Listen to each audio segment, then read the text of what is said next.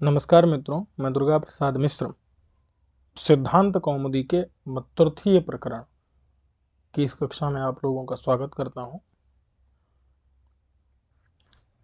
इसमें हम लोगों को बहुत अधिक नहीं पढ़ना है क्योंकि हम लोग इसको परीक्षा की दृष्टि से पढ़ रहे हैं और इसमें आपको सामान्य सूत्र और उसका अर्थ पता चल जाए और उसका उदाहरण आपको याद हो जाए, इतना ही चाहिए। ठीक है, चलिए। वैसे एक और बात यह है कि प्रश्न आपसे यहाँ से जो मैं पढ़ाऊंगा उससे नहीं पूछे जाएंगे। प्रश्न जहाँ से शुरू होंगे वहाँ तक पहुँचने के लिए कुछ दिन लग जाएंगे। ठीक है, जहाँ से प्रश्न शुरू होंगे वो आपको बता दिया जाएगा, वो सूत्र है तदस्यास्तस्मिन् नीति मतुः, वहाँ से प्रश्न पूछे जाएंगे। लेकिन मतुर्थीय में चूंकि ये भी है तो अगर इधर से प्रश्न पूछ लिए जाएं तो इसलिए हम लोग इसको भी देख लेते हैं, क्योंकि सिद्धांत कौमुदी में वहाँ पर प्रायः प्रश्न उधर से पूछे गए हैं, उस सूत्र से और उस सूत्र के आगे से बहुत बार प्रश्न आए हैं। ठीक है, तो अगर इधर से आ जाएं तो इसलिए हम लोग क्या करते हैं, यहाँ से पढ़ लेते हैं। ठीक है, चलिए। तो आपको ये सूत्र दिख रहा होगा, तदस्मिन् नदिकमिति दशान्ताड् दिख रहा है। इस सूत्र से हम लोग शुरू करते हैं और तदस्मिन् नदिकमिति दशान्ताड् सूत्र का अर्थ क्या है? तो 10 शब्द, क्या 10 शब्द, यस्य अन्ते विद्यते, जिसके अंतिम में हो, जिसके अंतिम में 10 शब्द हो, ऐसे प्रथमा समर्थ शब्द से अस्मिन इस अर्थ में, और अधिकम ऐसा अगर वक्तव्य माने कहना हो तो ड प्रत्यय हो जाता है।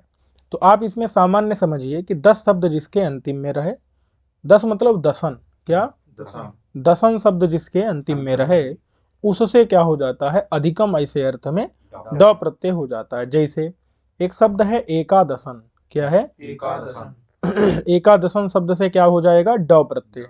क्या हो जाएगा, समझ गए कि नहीं? एकादशन से क्या हो जाएगा, किस अर्थ में, अधिकाः अस्मिन् इस अर्थ में। ठीक है, वही आगे देखो लिखा है, एकादश अधिकाः अस्मिन्, लिखा है कि नहीं?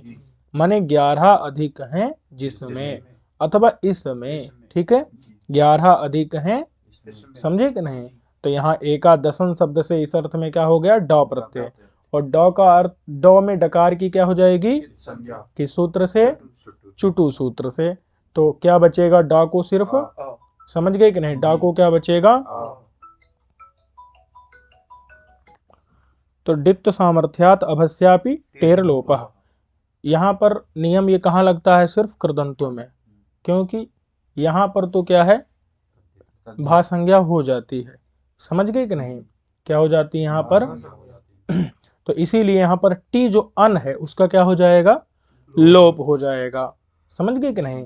तो जब टी अन का लोप हो जाएगा तो क्या स्थिति होगी, एकादश, ये सहलंत होगा, क्या होगा, और इसमें अ जोड़ देंगे तो पूरा एकादश शब्द बन जाएगा, और उसी में सु अम इत्यादि आकर के एकादशम। ठीक है, अब कहते हैं एकादश अधिक है इसमें, इसमें जिसमें अधिक है वो क्या लेना है, तो वो या तो हमको 100 लेना है या हमको 1000 लेना है। ठीक है, माने 11 अधिक है जिसमें, वो हमको क्या लेना है, या तो 1000। समझ गए कि नहीं? माने या तो 111 या 1011 के लिए ही हम एकादशम शतम या एकादशम सहस्त्रम ऐसा प्रयोग करेंगे। समझ गए कि नहीं? शत सहस्त्रो रेव स्थिते, शत अथवा सहस्त्र के लिए ही हम यहाँ पर ड प्रत्यय करेंगे एकादशम शब्द से। समझे कि नहीं? अथवा हम द्वादशम भी कर सकते हैं, द्वादशम नहीं समझे, द्वादश अधिकाः अस्मिन् सते, अथवा हाँ दशांत भी कोई भी शब्द रहे, त्रयोदश अधिकाः अस्मिन् सते सहस्रे वा। समझे कि नहीं? 13 अधिक हैं जिस 100 में अथवा 1000 में, उस 100 अथवा 1000 को त्रयोदशम शतम त्रयोदशम सहस्रम। समझे कि नहीं समझे? इतना स्पष्ट हो गया कि नहीं? पंचादश अधिकम अस्मिन् सहस्रे इति पंचादशम सहस्रम। समझे कि नहीं? पंचादशम सहस्रम। समझ गए कि नहीं? इतना स्पष्ट हो गया कि नहीं? षोडश अधिकम अस्मिन् सते षोडशम सहस्रम शतम। नहीं समझे? चलो, तो इतना ध्यान रहेगा कि नहीं ध्यान रहेगा? अच्छा, दसन 10 जहां अंतिम में रहे, समझे कि नहीं। अब अगर जैसे पंचदश शब्द है तो पंचदश में होगा, क्योंकि पंचदश में तो हो जाएगा, समझे कि नहीं। लेकिन अगर मान लो पंचन अंतिम में कहीं रहे, क्या, पंचन। हाँ, तो वहां होगा, नहीं होगा। इतना समझ गए कि नहीं। चलो, समझे कि नहीं।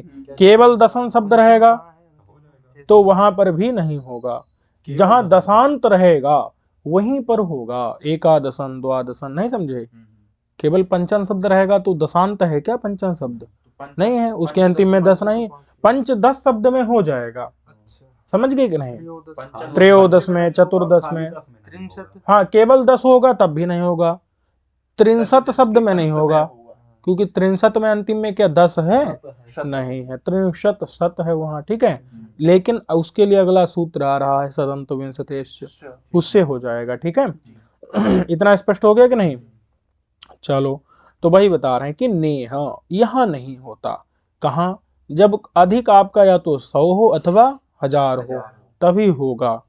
एकादश अधिकाः अस्याम विंशतौ, 11 अधिक हैं जिस 20 में, तो 20 में 11 अधिक होंगे तो कितना हो गया टोटल, 31। यहाँ इस 31 को कहने के लिए एकादशन शब्द से ड प्रत्यय नहीं होगा, समझ गए कि नहीं। इतना स्पष्ट है कि नहीं। अब कहते हैं कि प्रकृति प्रत्ययार्थयोः समान जातीयत्वे एव इष्यते, जब आपकी प्रकृति और जब आपका प्रत्यय दोनों, उनका अर्थ क्या हो, समान जातीय हो। इतना स्पष्ट है कि नहीं।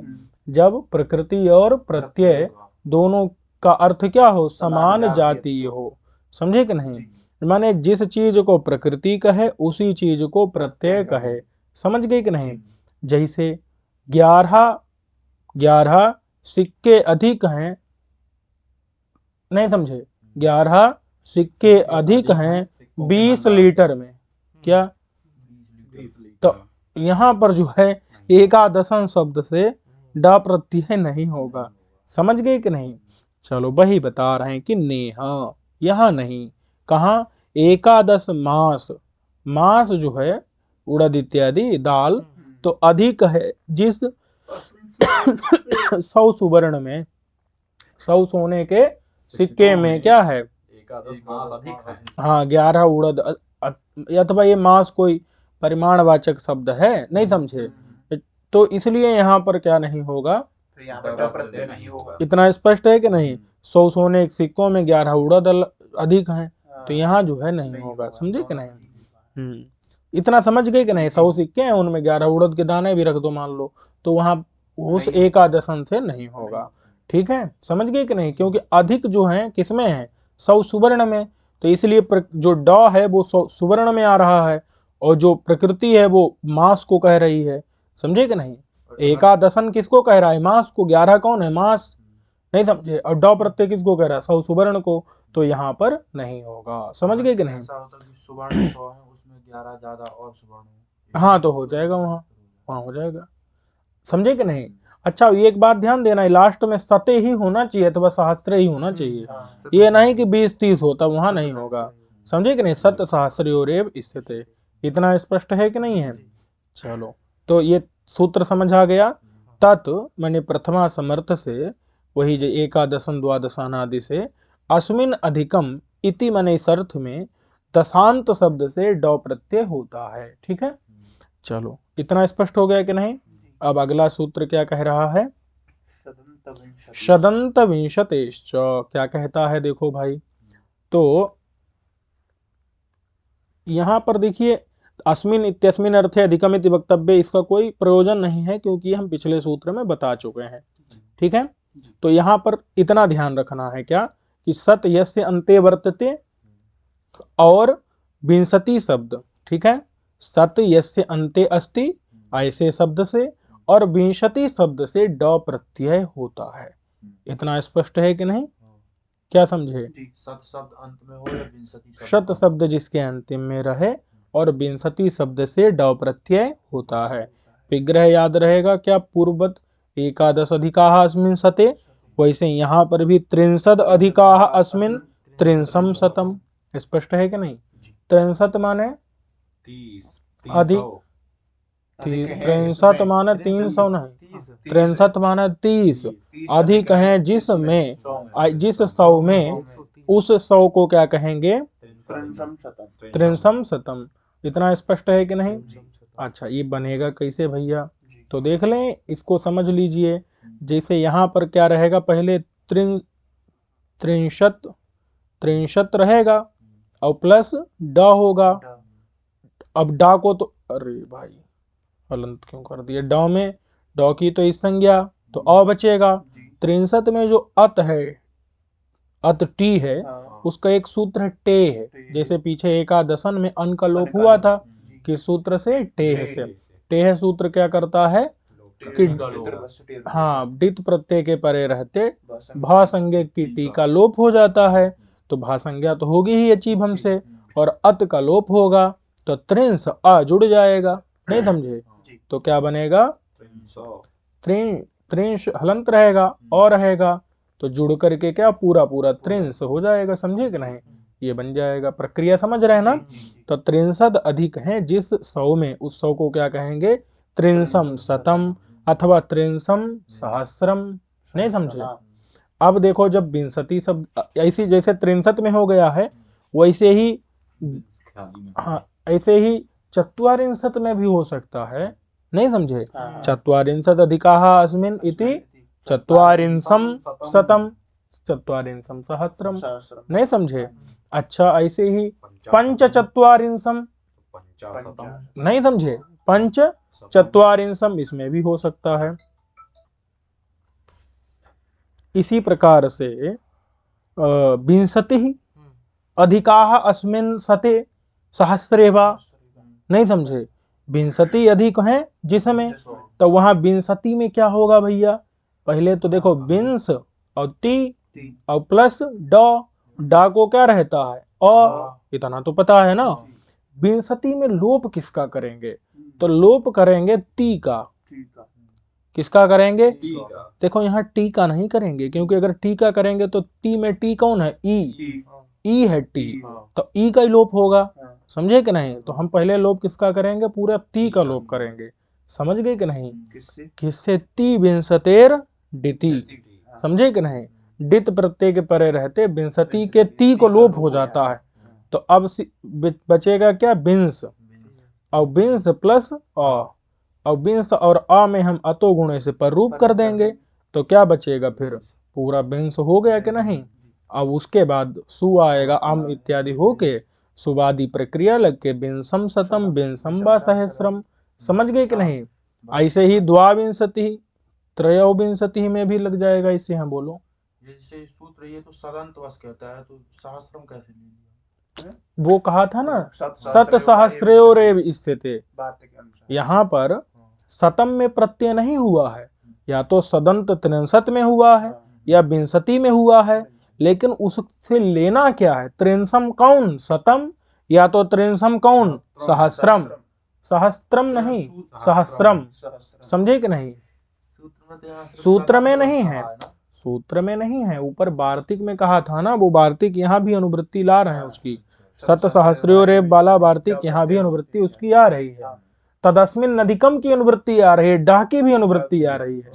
समझे कि नहीं? वो प्रकरण से आपको समझ लेना है। नहीं समझे? पीछे जो प्रकरण चल रहा है भाई, हमको यहाँ समझ लेना है। हर चीज बार बार नहीं कही जाएगी। ऊपर एक बार कह दिया तो वो आपको समझना पड़ेगा कि डा भी ऊपर से ही आ रहा है। नहीं समझे? जिस चीज की बात चल रही है भाई समझना है। इसी को कहा गया है सूत्रांतरेषु, नहीं क्या था? हाँ, अरे सूत्रेषु अदृष्टम पदम सूत्रांतराद अनुवर्तनीयम सर्वत्र। वो स्पष्ट है पंक्ति के नहीं?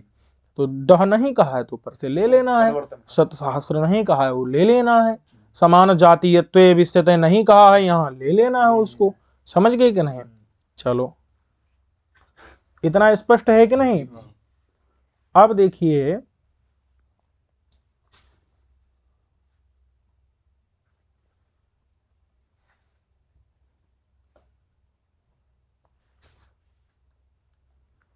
संख्या या गुणस्य निमाने मयट। ठीक है? तो देखो भाई, कस्यचन वस्तुनः मूल्यम कस्यचन अन्य वस्तुनः भागानां संख्यायाः निर्देशेन कारयितुं समझ में नहीं आ रहा होगा, धीरे धीरे आएगा, चिंता नहीं करनी है, ठीक है। अच्छा, ये जो अर्थ है वो आपको अष्टाध्यायी.com यहाँ पर मिल जाएगा, ठीक है। तो अगर आप समझ सकें तो वहां से समझ लीजिए, नहीं समझे तो अब मैं आपको अर्थ बता रहा हूं, वो आपको चाहे सिद्धांत कौमुदी से कई बार कठिन अर्थ है ना, थोड़ा सा समझने में मुश्किल आ रही है तो वहां से आप देख सकते हैं, ठीक है।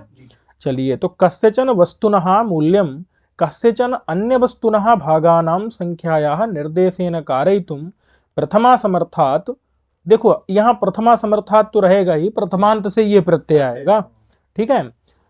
अच्छा, तो देखो यहाँ पर क्या है, क्योंकि ऊपर से अनुवृत्ति आ जाएगी ना इसमें। चलो कोई नहीं, अभी देखते हैं, पहले यहाँ थोड़ा समझना पड़ेगा इसको, इस सूत्र का थोड़ा सा अर्थ क्या है, कठिन है, समझे कि नहीं। पहले तो ये समझो कि इस सूत्र में प्रत्यय क्या कहा गया है, क्या डॉ प्रत्यय है, नहीं, मयठ प्रत्यय है। इस सूत्र में कौन सा प्रत्यय कहा गया है, मयठ प्रत्यय कहा गया है। अच्छा, वो प्रत्यय किस शब्द से, किसके वाचक से कहा गया है, तो संख्यावाचक से कहा गया है। किससे कहा गया है, संख्यावाची शब्दात, दिख रहा है कि नहीं, संख्यावाचक शब्द से मयट प्रत्यय कहा गया। आपको सिद्धांत कौमुदी जिसके पास है वो अपनी वृत्ति में देख सकता है, संख्यावाचिना माने संख्यावाचक से होगा, कौन सा प्रत्यय होगा, मयट प्रत्यय होगा, ठीक है। और यहाँ पर षष्ठ्यर्थ में होगा, किसमें होगा, षष्ठ्यर्थ में। तो इसी को ऊपर लिखा है अस्य मूल्यम इत्यस्मिन् अर्थे, किसमें, अस्य मूल्यम, इस अर्थ में, किसमें होगा, समझे कि नहीं, तो षष्ठ्यर्थ में होगा। इतना स्पष्ट है कि नहीं। अच्छा, कहते हैं कि किससे होगा, संख्यावाचक से होगा, और किससे होगा, तो प्रथमांतात, वृत्ति आप सिद्धांत कौमुदी की देख सकते हैं, प्रथमांत से होगा, उसी को यहाँ लिखा है प्रथमा समर्थ से होगा, ठीक है। अच्छा, उसके बाद कह रहे हैं कि भागस्य मूल्य वर्तमानात, भाग के मूल्य में जो माने भाग के मूल्य का वाचक होगा, क्या होगा, का वाचक होगा वहां पर, ठीक है। तो उससे, उस संख्यावाचक शब्द से षष्ठ्यर्थ में मयट प्रत्यय आएगा, ठीक है। चलो देखते हैं, इतना स्पष्ट कुछ हुआ कि नहीं हुआ। जैसे यहाँ पर मान लो, जैसे आप उदाहरण देखेंगे तो उदाहरण में मैट प्रत्यय का उदाहरण दिख रहा होगा, द्विमयम दिख रहा है, द्विमयम उदस्वित यवानाम दिख रहा है कि नहीं। तो द्विमयम, ये द्वि शब्द से क्या हुआ है, मैट हुआ है। ऐसे ही जैसे सत शब्द से मैट करेंगे क्या बनेगा, सतमयम, नहीं समझे, सतमयम, द्विमयम, त्रिमयम, पंचमयम, पंचनमयम, पंचमयम, पंचन के नकार का क्या हो जाता है, नलोपः प्रातिपदिकांत से। इतना समझ गए कि नहीं। चलो, अब कहते हैं कि, तो देखो जैसे किसी, अब यहाँ पर कोई एक वस्तु है, उस वस्तु का एक भाग, ठीक है, किसी एक वस्तु का एक भाग, और दूसरी जो वस्तु है उस वस्तु के दो भाग, अथवा और भी अधिक भाग हो सकते हैं, नहीं समझे। हम किसी वस्तु को बेच रहे हैं, हमने एक भाग दिया और हमने उससे दो भाग ले लिए, समझे कि नहीं, इतना समझे कि नहीं। तो अगर मान लो किसी ने मुझसे खरीदा तो उसने हमको दो भाग दिए, हमने उसको एक भाग दिया, तो दोनों की कीमत समान हो गई कि नहीं हो गई, नहीं समझे। हमने एक भाग दिया किसी चीज का, उसने हमको उसके दो भाग दिए, तो यहाँ पर क्या हुआ, कीमत समान हो गई कि नहीं हो गई। तो यहाँ पर भागों की कीमत को देखा जाएगा, ठीक है।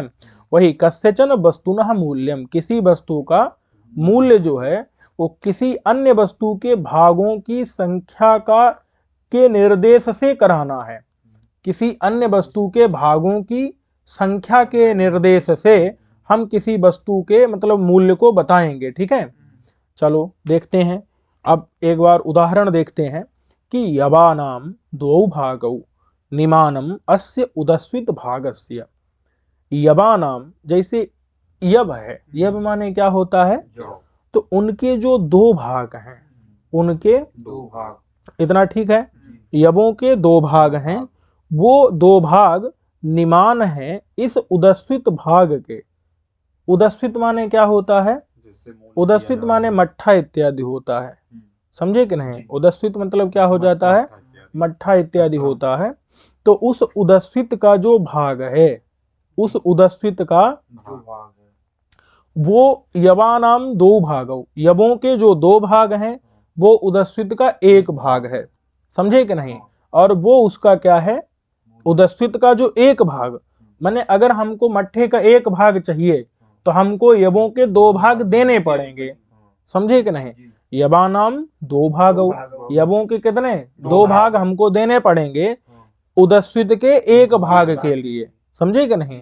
तो उदस्वित भागस्य निमानम, अस्य उदस्वित भागस्य, अस्य माने यह जो उदस्वित का एक भाग है, हमारे सामने मट्ठे का एक भाग है, ये भाग जो है, और उधर ये निमान है, निमान माने मूल्य है, समझे कि नहीं।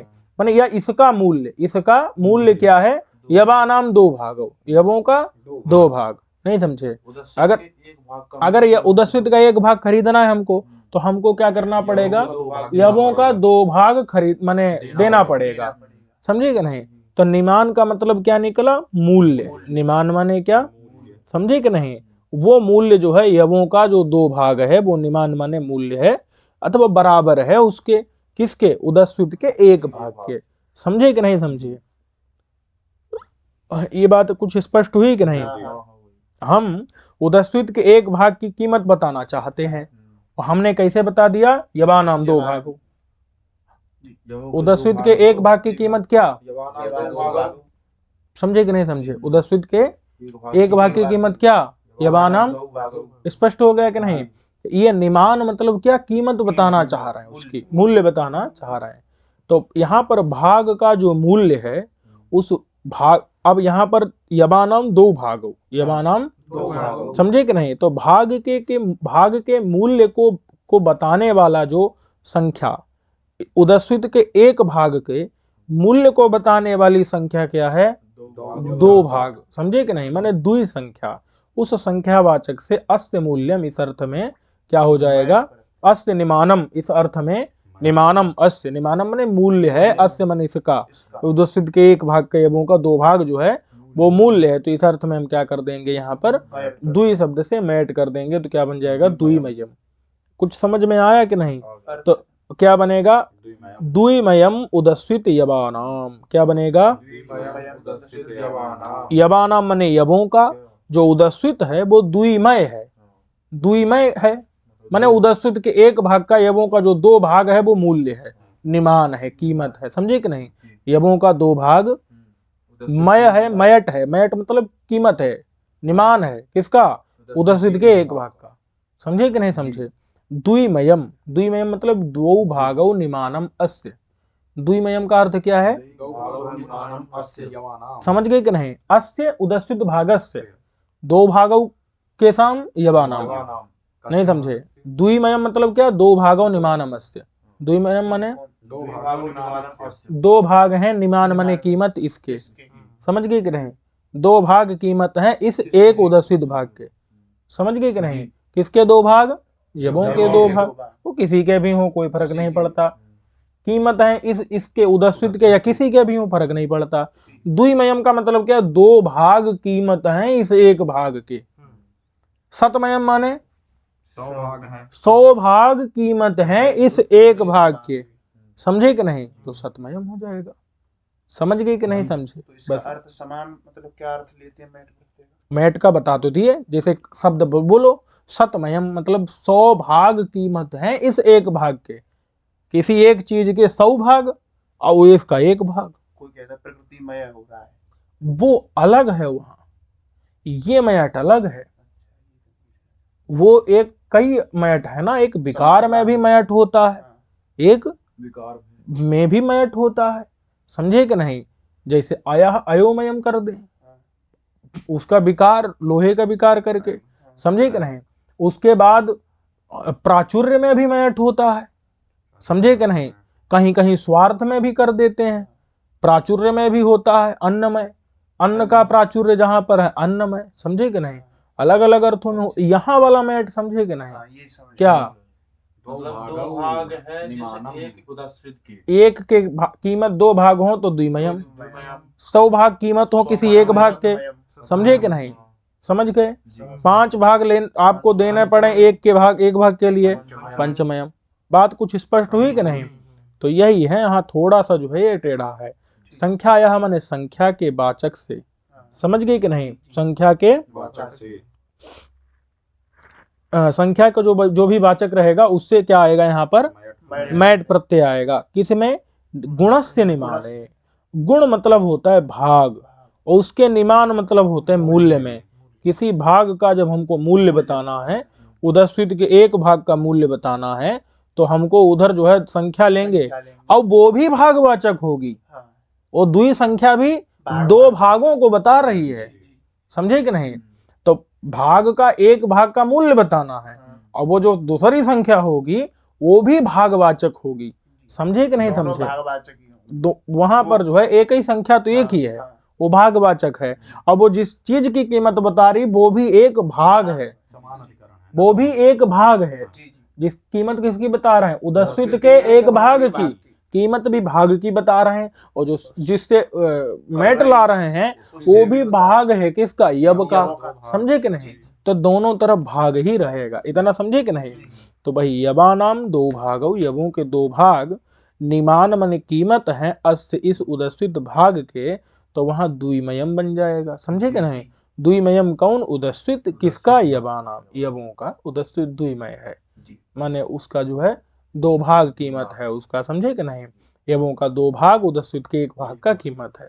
इतना स्पष्ट हो गया कि नहीं?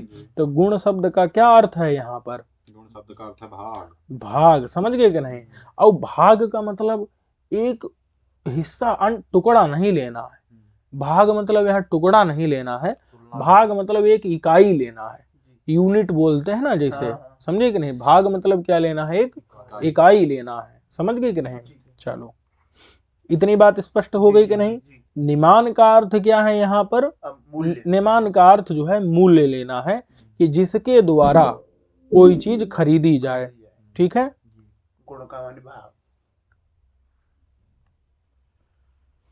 तो नी मतलब जिसके माने नियमियते ऐसा कर लेंगे ना, जिसके द्वारा खरीदा जाए। तो खरीदा तो कीमत के द्वारा जाता है ना, मूल्य के द्वारा। तो वही जो है निमान का अर्थ क्या निकल करके आएगा? मूल्य आएगा, समझ गए इतना कि नहीं? तो यहाँ पर मूल्य का निर्देश किया जाएगा, इतना समझ में आ गया कि नहीं? अच्छा, पूरे पूरे उदस्वित का मूल्य बता रहे हैं क्या यहाँ? उदस्वित के एक भाग का मूल्य बता रहे हैं, समझे कि नहीं? और मूल्य जो बता रहे हैं वो भी भाग के द्वारा ही बता रहे हैं। बात समझ में है कि नहीं? किसके भाग के द्वारा? यवों के भाग के द्वारा। बात समझ में है कि नहीं? समझ गए इतना कि नहीं? तो ये जो है बात यहाँ पर ध्यान रखनी है, ठीक है?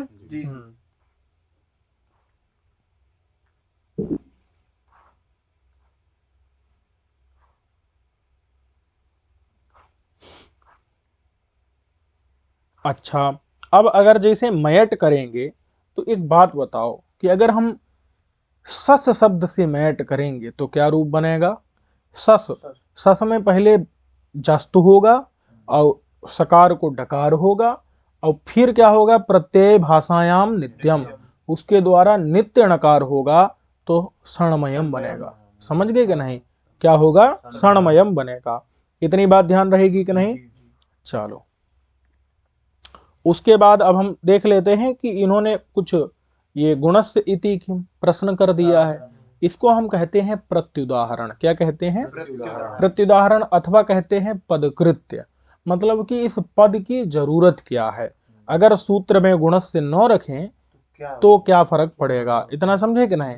ये पदकृत्य भी हमारा विषय नहीं है, लेकिन हम फिर भी इसको देख लेते हैं, ठीक है? पदकृत्य जो है समझाने के लिए होता है, समझे कि नहीं? इससे हमको पदों की जरूरत समझ में आती है, तो और भी स्पष्टता आ जाती है। यद्यपि ये विषय नहीं है, विषय हमको सिर्फ कितना देखना है? सूत्र, और उसका आपको रटना कितना है, वो सूत्र रटना है, उसका उदाहरण रटना है, कौन सा प्रत्यय हो रहा है, और सूत्र का सामान्य अर्थ पता होना चाहिए कि सूत्र कहाँ लगता है, भाग, निमान, ये क्या है, समझे कि नहीं? गुण मतलब क्या है, निमान क्या है, कहाँ पर लग रहा है, ठीक है? चलो, अब देखो गुणस्य क्यों रखा? गुणस्य का अर्थ क्या था? भाग, समझे कि नहीं? तो देखो, जब इसका मतलब यह है कि अगर कोई पूरी पूरी वस्तु ले ली जाएगी, समझे कि नहीं, तो वहां पर ये सूत्र नहीं लगेगा। उस वस्तु का एक अलग यूनिट लेना पड़ेगा, समझे कि नहीं, एक भाग लेना पड़ेगा उसका। हाँ, तो जैसे दो ब्रीही यबौ, दो, समझे कि नहीं, दो जो ब्रीही यब हैं वो निमान हैं इस उदस्वित के। अब यहाँ पर जो ब्रीही और यब दो हैं, तो दो तो हैं यहाँ, लेकिन क्या ये जो ब्रीही और यब जो हैं वो भाग हैं क्या? एक यूनिट नहीं है यहाँ पर, समझे कि नहीं, अलग अलग चीजें हो गई। तो इसलिए यहाँ पर क्या है, यहाँ पर मैट नहीं हुआ, दो ब्रीही यबौ, समझ गए कि नहीं। ये नहीं कि ब्रीही के दो भाग अथवा यब के, ये नहीं लिया जा रहा है, समझे कि नहीं। तो दो ब्रीही यब निमान मने कीमत हैं, अस्य मने इस, उदस्वित मने मट्ठे के, समझे कि नहीं। इस उदस्वित के दो ब्रीही यब कीमत हैं। तो यहाँ भाग है क्या? यहाँ नहीं है कि ब्रीही के दो भाग, उदस्वित के एक भाग के, ऐसा नहीं है। इस पूरे उदस्वित के ये जो दो ब्रीही और यब कीमत है, तो यहाँ पर नहीं होगा, समझ गए कि नहीं। यहाँ पर गुण माने भागवाचक नहीं है, सही है।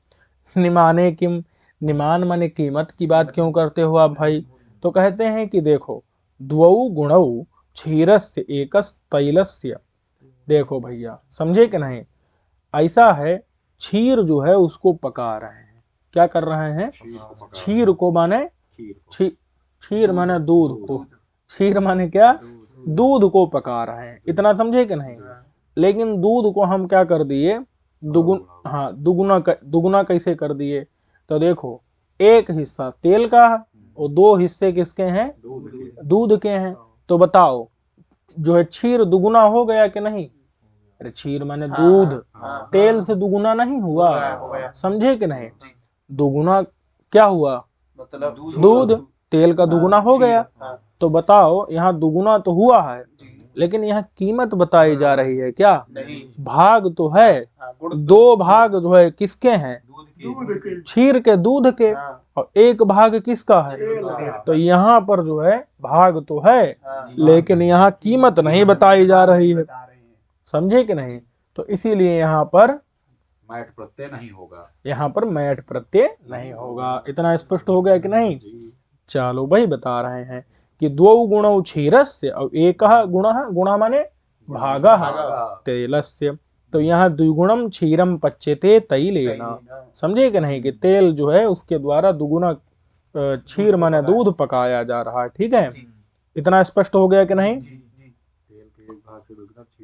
हाँ, तेल के एक भाग से क्षीर का दो भाग पका रहे हैं, समझे कि नहीं। चलो आगे, इतना स्पष्ट है कि नहीं। अब देखो, तस्य पूर्णे डट, ये क्या करता है भाई? तो ऊपर संख्या यहाँ था कि नहीं था, तो वही संख्या समझ लेना है। तो यहाँ पर आप लिख सकते हैं संख्यावाचक, बस इतना। क्या लिख दो? संख्यावाचक। बस संख्यावाचक शब्द से क्या प्रत्यय होता है? डट प्रत्यय यहाँ पर होता है। किस अर्थ में होता है भैया? तो पूर्ण अर्थ में होता है, बात खत्म। क्या? तस्य पूर्णे, तस्य इस अर्थ में संख्यावाचक शब्द से, और तस्य लिख दिया तो षष्ठी समर्थ से होता है, षष्ठ्यंत से होता है, ठीक है। तो जैसे उदाहरण देख लो आप, एकादशानाम पूर्णः एकादशः, समझे कि नहीं। अब कोई पूछेगा ये पूर्ण क्या होता है? तो पूर्ण का मतलब है जिससे पूरा करें, जिससे पूरा करें। जैसे यहाँ पर हम गोला बना देते हैं, एक गोला, दूसरा गोला, तीसरा गोला, चौथा गोला और पांचवा गोला, ठीक है, छठा गोला, सातवां गोला, ठीक है। इतना ठीक रहेगा? नहीं, एक और बना देते हैं, आठवां गोला, नौवां गोला और 10वां गोला, 10 गोले बना दिए। अब हम इसको क्या करना है? अभी क्या ये 11 हुए हैं? 11 गोले हुए ये? नहीं हुए। हमको 11 पूरा करना है, क्या? पूरा करना। तो अब बताओ कैसे कर सकते हैं? तो कहाँ पर? चाहे आगे बना दें, चाहे पीछे बना दें, चाहे बीच में बना दें, नहीं समझे? तो चलो कहीं भी ये बीच में बना दिए, ये 11 हो गए पूरे के नहीं हो गए? तो 11 को पूरा जिससे किया हमने, उसी को हम क्या कहेंगे? 11वां। हिंदी में क्या कहेंगे? 11वां। इसमें 11वां कौन सा है? ये वाला। कैसे, क्या पता, कोई भी है 11वां। अभी एक को मिटा देते हैं, अब ये जो है इसको पूरा कर दिए, तो 11वां ये नहीं है क्या? यही इसी ने आके ना 11 संख्या को पूरा किया। कोई सा 11 चीजों को पूरा कौन, 11 गोलों को कौन, क्या पता कौन से किया, सभी ने किया। ऐसे नहीं वो कौन गिनवाया था, वो नारद जी ने, नारद जी ने हिरण्यकशिपु नहीं, हिरण्यकशिपु को नहीं, कंस को भाई नहीं कहा था कौन सा पुत्र मारेगा तुमको, 8वां मारेगा। वो कहे गोला बना के गिनवा दिया, ये देखो गिनो कौन सा जो है वो पूरा गोल चक्कर बनाया था ना, नहीं हाँ देखो गिनो यार, तुम बताओ कौन सा है यहाँ पर 8वां, कोई भी 8वां हो सकता है, समझे कि नहीं। आप 4 लोग बैठे हैं, आप लोगों में चौथा कौन सा है, कोई सा भी हो, किधर से भी हो सकता है, समझे कि नहीं। तो इसका मतलब ये है, लेकिन वो जो कोई भी है वो चौथा है कि नहीं है, क्योंकि पूर्ति उसी ने की है। तब पूर्णः का मतलब है पूर्यते अनेन इति पूर्णः, जिसके द्वारा पूरा किया जाए, गणना की पूर्णता जिसके द्वारा होती है, समझे कि नहीं, वही होता है पूर्ण। तो 11 को जो पूरा करे, तो इसीलिए पंच और पंचम में अंतर होता है। पंच मतलब है यहाँ 5 लोग हैं, और पंचमा का मतलब है जो 5 को पूरा करे, यानी 5वां, हिंदी में हम जिसको क्या कहते हैं 5वां। और 5 अलग है कि नहीं, 5 मतलब 5 चीजें, और 5वां वो अलग व्यक्ति है, नहीं समझे। 5वां व्यक्ति अलग है, वो कोई भी हो सकता है, वो एक होगा, 5वां व्यक्ति एक है, समझे कि नहीं। और 5 पांचों हैं, पांचों जो है वो 5 हैं, और उनमें एक कोई 5वां है, समझ गए कि नहीं। तो ये अंतर ध्यान रखना, ठीक है। तो एकादशानाम पूर्णः इति एकादशः कैसे बनेगा, तो हम पहले एकादशं शब्द से, संख्यावाचक से ध्यान देना, संख्यावाचक में संख्या से क्या करेंगे, जैसे एकादशं संख्या है कि नहीं, एकादशं संख्या से क्या कर देंगे हम, डट प्रत्यय कर देंगे, ठीक है। क्या कर देंगे यहाँ पर हम, डट प्रत्यय कर देंगे। और डट प्रत्यय में आपको पता है कि टकार की संज्ञा, डकार की संज्ञा, आ बचेगा सिर्फ, क्या बचेगा, और अन का लोप हो जाएगा एकादशन में, किससे, टेह से। तो एकादश ये शहलंत रहेगा, प्लस अ जोड़ेंगे तो श पूरा हो जाएगा, नहीं समझे। तो स पूरा होकर के राम की तरह रूप चल जाएगा, एकादश, नहीं समझे, एकादश, समझे कि नहीं। यहाँ सु आएगा, रुत्र एकादश, एकादशौ एकादशाह करके चलेगा, नहीं समझे। और ऐसे ही अगर स्त्रीलिंग में करना चाहोगे तो डट प्रत्यय कैसा है, टित है, तो टिढ़ाण सूत्र से, समझे, तो एकादशी, और नहीं तो नपुंसक लिंग में रूप चलाओ एकादशम, समझ गए कि नहीं। तो एकादशा नाम पूर्ण, 11 को जो पूरा करे यानी 11वां, उसको हम कहेंगे एकादशा, समझ गए कि नहीं। चलो इतना ध्यान रहेगा कि नहीं। ऐसे ही नहीं समझे, ऐसे ही अगर हम पहले की बात करें तो उसको क्या कहेंगे, अयम प्रथमः, अयम द्वितीयः। देखो ये 2 लोग अलग हैं, लेकिन दूसरा व्यक्ति अलग है। तो द्वितीयः, तृतीयः, जो तीसरे को 3 को पूरा करे वो तृतीय, जो 4 को पूरा करे वो चतुर्थ, नहीं समझे, 5 को पूरा करे पंचम, 6 को पूरा करे षष्ठम नहीं होता, षष्ठ होता है, यही अभी हम सीखेंगे, समझे कि नहीं। 7 को पूरा करे सप्तम, हाँ सप्तमः, अष्टमः, समझे कि नहीं। चलो चलें आगे, इतना स्पष्ट है, आगे चलते हैं। संख्या बोलेंगे, एकम द्वे त्रीणि, ऐसे संख्या तो एकम द्वे त्रीणि यही है, समझे कि नहीं। आगे देखते हैं, चलो आगे चलते हैं, अब हम लोग देखते हैं इतना स्पष्ट है कि नहीं। एकादशानाम पूर्णः, एकादशः, द्वादशानाम पूर्णः, द्वादशः बन जाएगा कि नहीं। विंशतीनाम पूर्णः, विंशः, क्योंकि पहले टी उड़ जाएगा और फिर विंश और रहेगा, जोड़ देंगे विंशः, समझे कि नहीं। टी उड़ेगा, यहाँ भी ध्यान देना, समझे कि नहीं समझे, इतना ध्यान रहेगा। चलो अब कहते हैं कि कुछ और भी, जैसे अभी षष्ठा तो वहां का है नहीं भैया, वहां क्या करोगे, तो उसके लिए हम आगे चर्चा करेंगे, सूत्र बताएंगे, ठीक है।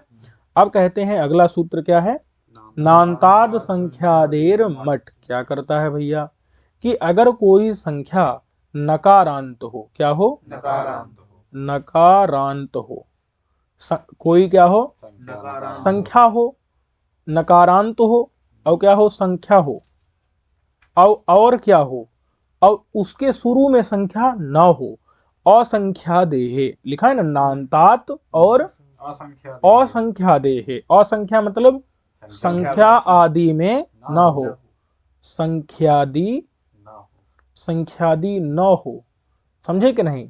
तो उससे क्या होता है, मट प्रत्यय नहीं होता। जो आपको डट हुआ था ना, उस डट को क्या हो जाता है, मट हो जाता है। अच्छा, मट आगम टित है, तो टित है तो कहाँ बैठेगा, हाँ समझ गए कि नहीं, पहले बैठेगा। इतना ध्यान रहेगा कि नहीं रहेगा। अच्छा, अब मट में जो आकार है उसकी भी इस संज्ञा हो जाएगी, नहीं समझे। ये मोट है, अरे अनुनासिक है, उपदेशर जो नासिकित से, तो अब क्या बचेगा, सिर्फ मौ हलंत बचेगा, समझे कि नहीं। और डट के आगे बैठेगा, इतना ध्यान रहेगा कि नहीं। तो वही लिखा है कि डटो मडागमः स्यात्। अगर कोई संख्या कैसी है, नकारांत है, संख्यावाचक है, और उसके आदि में संख्या माने पूर्व में उसके संख्या, जैसे एकादशन शब्द है, तो एकादशन नान्त है कि नहीं है, लेकिन उसके पूर्व में है, एक संख्या है। द्वादशन जो है वहां दशन तो है, लेकिन उसके पूर्व में द्वादशन, द्वा लगा हुआ है ना, द्वि, त्रयोदशन त्रय लगा है, समझे। तो वहां पर ये सूत्र लगेगा नहीं लगेगा। लेकिन खाली दशन रहेगा, खाली अगर पंचन रहेगा, सप्तन रहेगा, लगेगा कि नहीं। सस में लगेगा नहीं, षष्ठा हुआ नहीं लगेगा, क्यों, संख्यावाचक नहीं है ना वहां भैया, नहीं सब वो नहीं, नान्त नहीं है ना वहां, संख्यावाचक है, नान्त नहीं है वहां, तो वहां नहीं लगेगा, समझ गए। तो डटो मडागमः स्यात्, समझ गए कि नहीं। तो पंचानाम पूर्ण, पांचवें जो पांचों को पूरा करे, पांचवा तो पंचमा, ठीक है। यहाँ क्या रहेगा, पहले पंचन रहेगा, क्या रहेगा, और पंचन में फिर आगे हम क्या करेंगे, पहले डट प्रत्यय करेंगे और डट को मट करेंगे, तो मट टित्वात आदि में बैठेगा, डट के पहले मट बैठेगा, और मट में आपको पता है क्या बचेगा, म हलंत बचेगा, और उसके बाद डट का क्या रहता है, और रहता है। अब हाँ, अब पंचन के नकार का हो जाता है नलोपः प्रातिपदिकांत से लोप, तो क्या तो पंच और माँ पूरा हो जाएगा, माँ और अ मिल करके, तो क्या बन जाएगा, पंचम, पंचम बन जाएगा, समझ गए कि नहीं, विसर्ग कर देंगे पंचमः। और अगर आपको क्या करना है, स्त्रीलिंग में बनाना है, तो आपको मट है ना, तो पंचमी बन जाएगा, मट नहीं वो डट है ना, टित प्रत्यय, तो पंचमी बन जाएगा ना, पंचमम बन जाएगा, समझ गए कि नहीं। पंचानाम पूर्णः, समझे कि नहीं। अच्छा, वहां पहले जब डट प्रत्यय था तो वहां भासंज्ञा होती थी, लेकिन जब मट आगम बीच में आ जाएगा तो अब जो है ये आजादी प्रत्यय नहीं रह गया, तो समझे कि नहीं, मौ बीच में आ गया ना, तो अब यहाँ पर क्या होगा, अब यहाँ पर नकार का लोप होगा, पद संज्ञा होगी, समझे कि नहीं। चलो, सप्तानाम पूर्णः, सप्तमः, अष्टानाम पूर्णः, नवानाम पूर्णः, दशानाम पूर्णः, समझ गए कि नहीं। त्रयोदशानाम पूर्णः, समझे कि नहीं समझे।